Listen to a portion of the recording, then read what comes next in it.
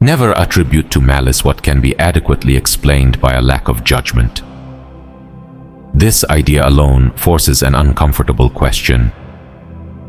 What is truly responsible for the sickness we see in modern society? Is it deliberate evil? Is it corruption? Is it hidden conspiracies driven by those hungry for power? Marcus Aurelius repeatedly reminded himself not to assume evil intent in others, but to examine actions carefully and respond with discipline rather than outrage. The Stoics understood something essential about human behavior. Most harm is not caused by evil intent, but by actions taken without reason, without reflection, and without self-control. The Italian historian Carlo M. Cipolla attempted to explain this phenomenon in what he called the basic laws of human stupidity. His purpose was not to insult humanity, but to correct a dangerous blind spot.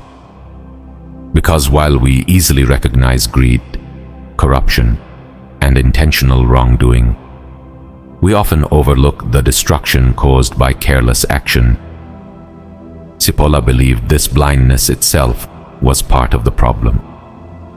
As he wrote, his work was an effort to detect, understand, and possibly neutralize one of the most powerful forces hindering human well-being. The Stoics would agree, because they taught that harm multiplies when people act without examining their impulses.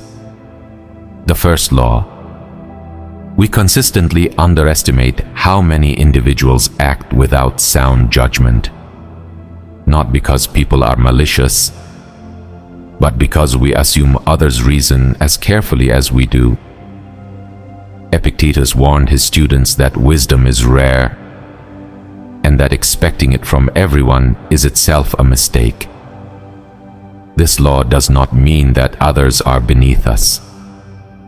It means that discipline is rarer than we expect, and rarity should never surprise us. The second law: poor judgment is independent of education, status, intelligence, or position. It appears among the wealthy and the poor, the powerful and the powerless, the educated and the uneducated. The Stoics were not alarmed by this. They taught that virtue is not inherited, and status does not produce wisdom. Character is built through practice, or it is not built at all. There is no environment free from careless behavior. There is only one place where discipline can be cultivated: within oneself. The third law: some actions harm oneself while benefiting others. Some benefit oneself while harming others. Some create benefit for all involved.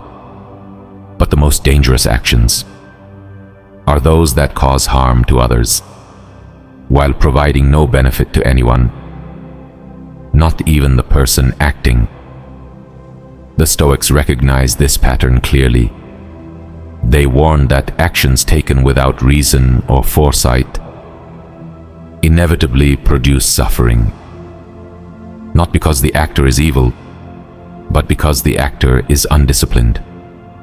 A person who does not examine impulses becomes a danger, first to himself and then to others.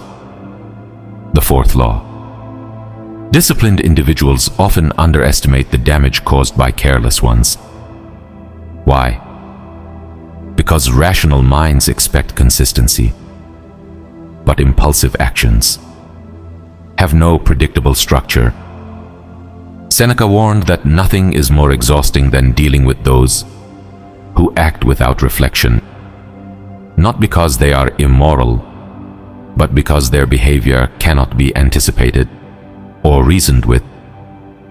This is why Stoicism emphasizes boundaries, not isolation, but internal boundaries. Knowing when to disengage, knowing what is not yours to correct. knowing when silence is wiser than reaction. The fifth law: actions taken without reason are more dangerous than those driven by self-interest. At least self-interest follows logic. Impulse does not. Marcus Aurelius wrote that power does not change character. It reveals it. When discipline is absent, influence does not correct behavior. It amplifies its damage. This is why Stoicism places such importance on self-governance, because the one thing that can always be controlled is one's own conduct. The Stoic response: the Stoics never promised that others would act wisely. They promised something harder: that a person could act wisely, regardless of others, and that this discipline, quiet, uncelebrated, and invisible, was the strongest defense against disorder, because what harms societies most is not evil. It is unexamined action. And the antidote is not outrage. It is character.